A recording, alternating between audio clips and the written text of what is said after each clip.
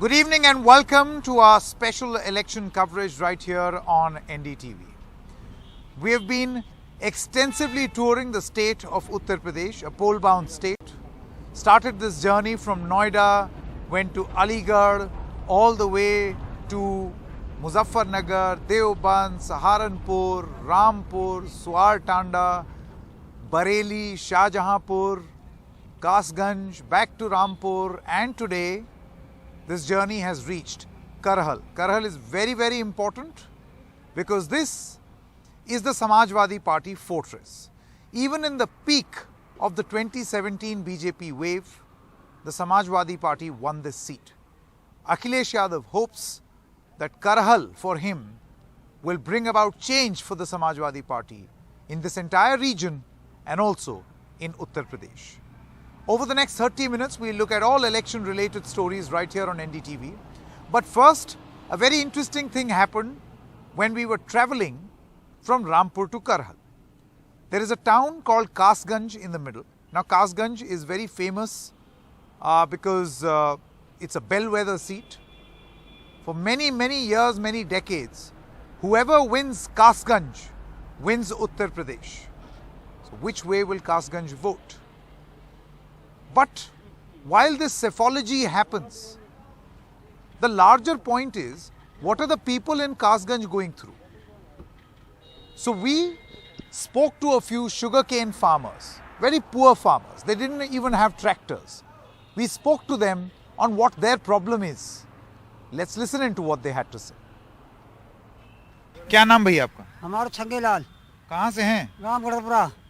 अच्छा, ये बताइए कि यहाँ मैं देख रहा हूँ बैलगाड़ी में लेकर के आ रहे हैं, बड़ा ट्रैक्टर में नहीं ला पाए? गाड़ी की पर्चियाँ जब वजह से गाड़ी मिलावन पड़ रही है। अच्छा, यूँ बताओ कि कोई दिक्कत आती है? अब फिलहाल में कोई दिक्कत नहीं हो रहा, पेमेंट ना है पिछलो फ्री में गन्ना डाल लो, पिछलो पैसा रुको हुआ है और ये भी रुको हुआ है। तो अब जो किसानों के तो परेशानी है ही है।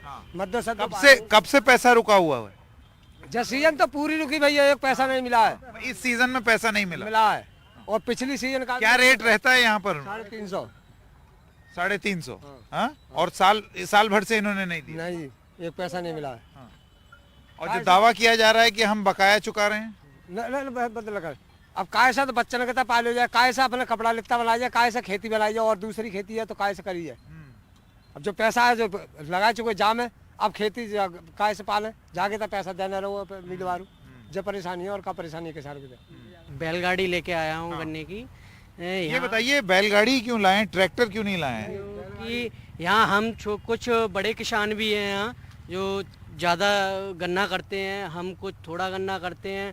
तो यहाँ छोटे छोटे किसान हैं, वो गाड़ी से गन्ना ला सकते हैं। सुविधा दी है इस चीज़ की कि आप गाड़ी से भी गन्ना 25, 40, 35 क्विंटल 30 क्विंटल तक गन्ना ला सकते हैं। जो छोटे किसान हैं बड़े ट्रैक्टर का भाड़ा ना दे सकते हैं, गाड़ी के अपना काम कर सकते हैं। ठीक है। और वही दिक्कत क्या आ रही है? दिक्कत ये है कि छोटे छोटे किसान हैं, उनको पैसा टाइम से नहीं मिल पा रहा। जो बड़े किसान हैं उन्हें पैसा मिल चुका है तो दिखा देते हैं कि हमने सब पेमेंट कर रखा है। पिछले साल का भी पेमेंट नहीं हुआ है, इस साल का भी पेमेंट नहीं हुआ है। तो कैसे घर कैसे चलेगा भैया? वही तो कह रहे हैं, कैसे घर चलेगा? कुछ दे देते हैं, कुछ छोड़ दिया। 7 जनवरी तक का पेमेंट करा है पिछली साल। 1 क्विंटल का कितना रेट है? 1 क्विंटल का 350 रुपये। 350। ये बढ़ा कम हुआ क्या हुआ? इस साल बढ़ा है हमारा पैसा। पहले कितना था? पिछली साल 350 था हमारा। अब की 350 हो गया। 350। लेकिन जब मिलेगा ही नहीं तो फिर क्या है? तो जब फायदा ही क्या है, जब हमारा ये गन्ना इसलिए है कि हम काफी दूर है, फैक्ट्री कोई हमारे पास। कितने दूर से लाए हैं गन्ना? हम करीबन लाए हैं 10 किलोमीटर दूर से। हाँ, ठीक है। और आगे हम ले जा नहीं सकते क्योंकि हम छोटे किसान हैं, हमारे पास इतना पैसा नहीं है कि हम आगे गन्ना पहुंचा सकें। क्योंकि हमारा यहाँ 350 जा रहा है। ये है कि ये पैसा मिल ही जाएगा कभी नहीं कभी। कुछ तो जवाब दिया होगा कि यूं नहीं दे रहे, ऐसे नहीं दे रहे। वो अभी वही बड़े किसानों का पेमेंट हो गया है तो दिखा देते हैं। अब हम छोटे किसान हैं, हमें कोई पूछ नहीं सकता, हमारी कोई वो नहीं है। तो बहुत दुख की बात है। और जो गन्ना व्यापारी लोग हैं वो हमारा 275, 270, 60 खरीद रहे हैं, इसलिए हमारा घाटा है। तो इसके कारण हम गन्ना अपना फैक्ट्री में डालते हैं कि ये 350 रुपये का हमें रेट तो मिलेगा ही। हम घाटा क्यों खाएं 100 रुपये का। क्या कह रहे थे आप? बस वही बात है जो हमने कही सही हमने कही। हाँ। जैसे बड़े किसान हैं वो दलाल लगे भाई है, उनको नगद पेमेंट कर रहे हैं, उन्हें कहता 270 में 275 में करना मिल रहा हुआ है। हाँ। और हमारे 350 का रेट है। हाँ। तो बाई हिसाब से हमारी पेमेंट होना मुना। मतलब बड़ा किसान जो है उसका हिसाब किताब हो जाता है और छोटे किसान को कोई सुनवाई नहीं है। हाँ। कोई सुनवाई नहीं है छोटे ये किसान। तो बड़ी गलत बात है। और जब ये सवाल पूछा गया मिल वालों से तो उन्होंने क्या बोला? हाँ क्या हम तो पैसा दे रहे हैं साहब, हम तो पैसा दे रहे हैं, किसानों से पूछ लो, जो किसान तो पर क्या आप तो कह रहे हो बड़े वालों को दे रहे हैं, आपको थोड़ी दे रहे हैं। भाई तो कह रहे हैं जैसे आप 4 किसान खड़े हो गए तो 4 किसान कह रहे हैं कि हाँ भैया मिल रहा हुआ है, मिल चुको है, हल्को मिल चुको है। अब छोटे में कहीं तो कोई गिनती ना है, बड़े में कोई तो मिल चुको है। सही बात। अब छोटे छोटे काय ऐसी मराए, काय से बच्चों को पाले, काय से क्या करें। छोटे किसानों को तो रोटी खाएंगे जब पेट तो बना हुआ है। मेहनत तो छोटे कर रहे हैं, बड़े कर रहे हैं। बड़े तो कुछ सी बैठ के पैदा कर रहे हैं दलाली में। और पशु पालना, पशु का चारा, ये सब में भी खर्चा। सब में खर्चा बस यही है। ठीक है, बहुत बहुत धन्यवाद।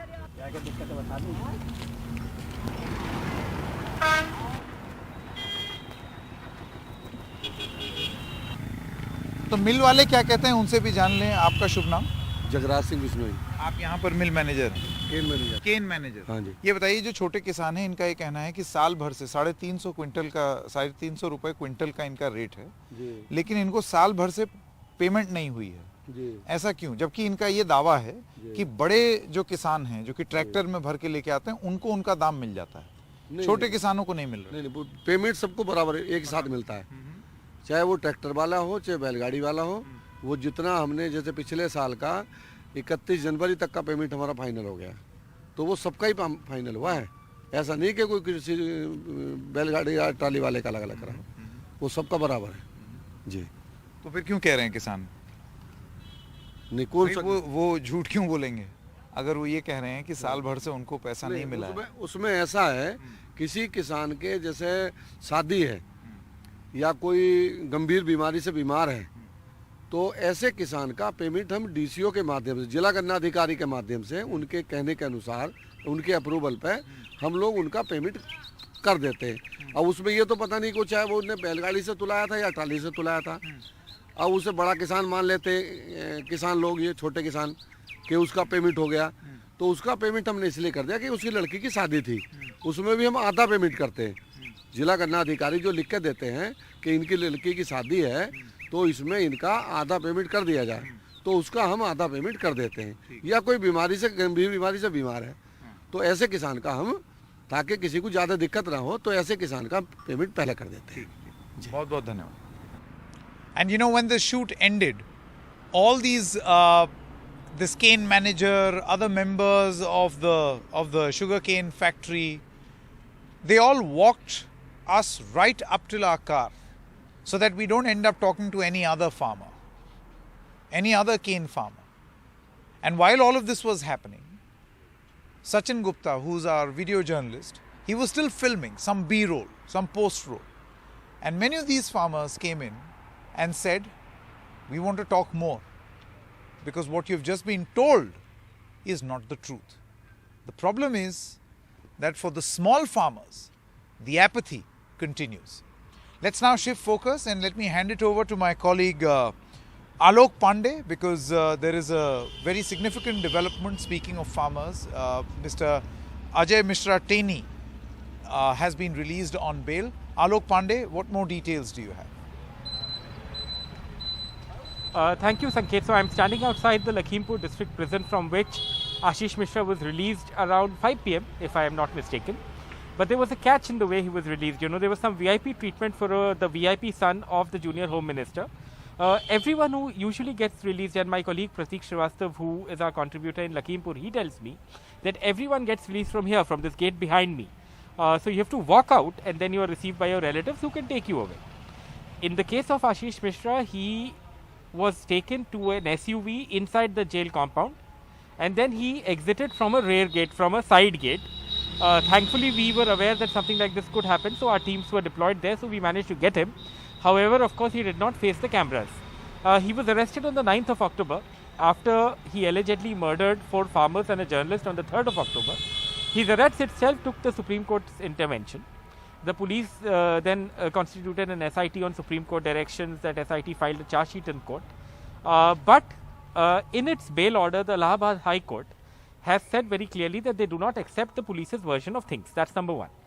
Very briefly on the politics of it, his father Ajay Mishra, who's the junior home minister who carries heft in this region, jumped into the BJP's campaign right after his son was granted bail last week. Now it remains to be seen whether his son Ashish, who remains a murder accused because his trial is yet to happen, whether he also goes into the BJP campaign or not.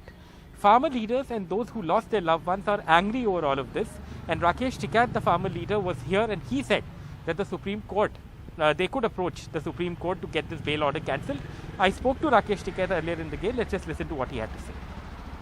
Farmer leaders Rakesh Tikait and Shiv Kumar Kakka are here with us. Tikait साहब, पहली बात मैं जानना चाहूँगा, आज आशीष मिश्रा की रिहाई है, आप लखीमपुर आए हैं. एक चीज़ पहले, इसके पहले कि मैं इसके बारे में आपसे पूछूं, क्या आपकी संस्था हायर कोर्ट, सुप्रीम कोर्ट या कहीं इस विषय में जाने को करेंगे? आप अपील करेंगे? कब करेंगे सर? करेंगे, उसका कागज पत्तर हम भी इकट्ठे कर रहे हैं और करेंगे, अपनी बात कहेंगे, हम कोर्ट के सामने कहेंगे. एक बार आपसे और पूछना चाहूंगा, उसकी रिहाई की, आशीष मिश्रा की रिहाई को आप कैसे देखते हैं? आप एक बड़े नेता हैं, किसान नेता हैं, कैसे? तो जनता देख रही है. अगर जनता ठीक मान रही होगी कि कत्ल करके और 3 महीने में रिहाई हो जाती है, तो इस तरह के देश में बहुत केस है. क्या पॉलिटिकल लाभ लिया जा रहा है? क्या इस तरह के दूसरे केस है, उनकी भी 3 महीने में रिहाई हो सकती है? ये हमारा सवाल है. क्या आपको लगता है कि प्रोसिक्यूशन जो है उसमें कोई ढिलाई रही, क्योंकि जो जज ने बेल ऑर्डर लिखा है उसमें पुलिस केस को नकारा है? जब किसानों का पक्ष था, वो अपनी ऑनलाइन बहस कर रहा था, तो नेट की प्रॉब्लम आई और जज तो वही लिखेगा जो उनके सामने गया होगा. भाई कोर्ट और कानून तो वही करता है ना जो कानून कहता है उस टाइम पे. तो अपनी बहस ठीक तरीके से नहीं हो पाई होगी हमारी. काका साहब, एक सवाल बस आपसे है, आप इसको कैसे देखते हैं? How do you look at this release? क्या इनको बेल मिली है, इसमें किसका दोष मानते हैं? हालांकि जज ने ये भी कहा इन्फ्लुएंस ना करे विटनेस को. आपको क्या लगता है? देखिए, बेल देने में सरकार का एक रोल होता है और सरकार में सरकारी वकील होता है, प्रोसिक्यूशन होता है, पुलिस होती है. इन्होंने अपनी भूमिका जो है वो बखूबी नहीं निभाई है, क्योंकि वो सरकार के अंग है, वो सरकार की वो सहायता कर रहे हैं, जिसकी वजह से नेट भी सरकार बंद कर देती है. वो भी एक टेक्निकल कारण हो सकता है. तो नेट बंद करना, नेट से संपर्क नहीं होना और सरकार के द्वारा जो सबूत हैं जिसके कारण वेल रोकी जा सकती थी, वो प्रॉपर ढंग से नहीं रखे गए, इस वजह से उसकी वेल हुई है. पर आगे हम लोग सुप्रीम कोर्ट जा रहे हैं. आज हमारी चर्चा हुई है और सुप्रीम कोर्ट में वकीलों से भी चर्चा हो रही है. बहुत जल्दी ही हम उनको वापस अंदर कराने का प्रयास करेंगे. So farmer leaders Rakesh Tikait and Shiv Kumar Kakka here saying that they've decided to approach the Supreme Court to oppose Ashish Mishra's bail. With Rajesh Gupta and Pratik Srivastava, this is Alok Pandey, NDTV. From Lakhimpur, I'm handing back to my colleague Sanket. All right, thanks very much, Alok, for that report. Let's now shift focus and get you more updates on the Battle of Mau. It's very significant because Don Mukhtar Ansari, who handles that seat after him and from which party's ticket. Some very interesting things happened today, which will be told to you by my colleague Saurabh Shukla. Of course, Sanket, Battle of Mau is getting interested. In fact, there was buzz that O.P. Rajbhar, who had met Mukhtar Ansari in Banda jail, it was speculated that Mukhtar Ansari will himself fight from the ticket of O.P. Rajbhar. O.P. Rajbhar, a big ally of Akhilesh Yadav. So then, but 2 days, there were a lot of speculation, and then finally O.P. Rajbhar reached to a conclusion that Abbas Ansari, who is son of Mukhtar Ansari, he doesn't have any criminal cases against him, a clean image. So Bhaspa, O.P. Rajbhar has given ticket to Abbas Ansari from Mau Sadar. Mukhtar Ansari has been representing Mau Sadar seat from last 5 times. So I did a small interview with O.P. Rajbhar asking why he had given ticket to Abbas Ansari and what he has to say about Akhilesh Yadav. Was Akhilesh Yadav taken into confidence before O.P. Rajbhar announced Abbas Ansari's ticket? Let's hear what O.P. Rajbhar has to say. हम इस वक्त लखनऊ में हैं, हमारे साथ OP Rajbhar साहब हैं। OP Rajbhar साहब का आरोप है कि कल उनकी हत्या करने की साजिश की गई। बात करते हैं, सर क्या हो गया कल आपके साथ? देखिए, चुनाव आयोग की गाइडलाइंस है, आचार संहिता लगी हुई है। नॉमिनेशन में 3 आदमियों को जाने की एंट्री चुनाव आयोग ने बना रखा है। तो जहां बैरिकेड हुआ, बैरिकेड के बाद हम 3 लोगों को जाने की अनुमति वहां प्रशासन ने दी। मैं और प्रत्याशी अरविंद राजभर और एक वकील, 3 लोग हम लोग गए। ज्यों हम लोग बैरिकेड पे पहुंच रहे हैं तब गाली गुप्ता शुरू हो गई। मतलब जिस तरह का वो शुरू किए, खैर उसके हम निपटते हुए हम लोग चले गए नामांकन प्रक्रिया में, कक्ष में। अब आप बताइए कि हमको 3 आदमी को जाने की इजाजत है, ये वहां सैकड़ों योगी जी के गुंडे कैसे पहुंचे? ये डीएम और कमिश्नर वहां के, उनके इशारे पर वहां पहले से बैठाए गए थे कि वो आ रहे हैं तो उनको मार दो जान से यहीं। ये योगी जी की साजिश थी। और दूसरा सवाल सर आपसे, आपने मुख्तार अंसारी के बेटे अब्बास अंसारी को टिकट दिया, ऐसा क्यों किया आपने? जबकि आरोप ये लगता रहा है कि समाजवादी पार्टी माफियाओं को टिकट दे रही है, उनको नहीं तो उनके परिवार वालों को टिकट दे रही है। सही सी बात है, मुख्तार अंसारी नहीं लड़ पाया तो आपने अब्बास अंसारी को टिकट दे दिया, ऐसा क्यों किया आपने? ये सवाल जो आप हमसे कर रहे हैं, भारतीय जनता पार्टी ब्रिजेश सिंह को एमएलसी बनाई तो कभी आपने सवाल पूछा? नहीं, पूछते हैं उनसे भी। किससे पूछते हैं? बिल्कुल मैंने तो कभी नहीं सुना आपसे। नहीं तो आप एनडीटीवी देखते नहीं फिर? नहीं, मैं एनडीटीवी तो एक ऐसा चैनल है फिर जिसको आप ऐसा नहीं कर, सवाल नहीं उठा सकते हम पे। और ओम प्रकाश राजभर अगर उनको टिकट दे दिया अब्बास को, तो ये तो मेरे पास रजिस्टर नंबर 8 तो है नहीं कि मेरे पास रिकॉर्ड है कि भाई इनके ऊपर ये मुकदमे हैं। और चुनाव आयोग की ड्यूटी है कि कौन लड़ेगा कौन नहीं लड़ेगा, तो उसको करना है। Now I hand back to my colleague Sanket. Thank you, Saurav, for that report. We're stopping for a short break at this moment, but our election coverage will continue after a short break.